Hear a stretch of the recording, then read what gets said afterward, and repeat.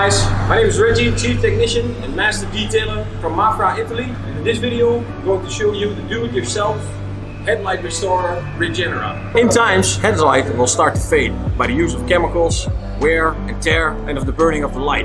Because of the heat in combination with the chemicals can fade the headlight. The kit contains sandpaper with a block, a sealant, a polish, and instructions for use. I will be your instructor for today, so we can skip this part. There are 3 types of sandpaper.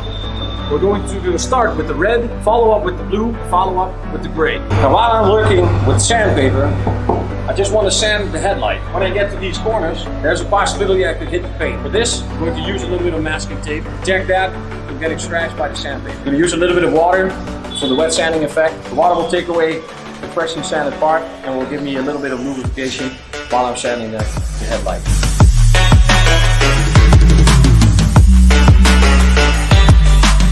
After stage 1, the red sandpaper, moving on to the blue.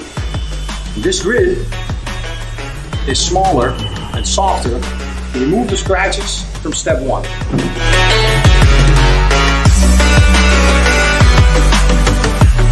After stage 2, the blue sandpaper, we're going to remove sanding marks from the blue with the final stage, the gray. Step number 4, to remove 6,000 grid sanding marks, we're going to use the headlight polish with just a microfiber towel and some elbow grease.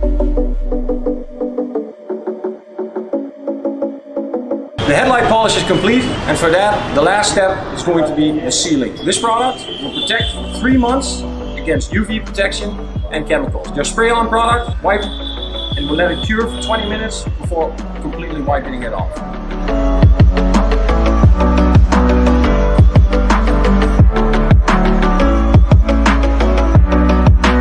Completing all 4 steps will get you to a result like this. Mind yourself, it takes a little bit of elbow grease.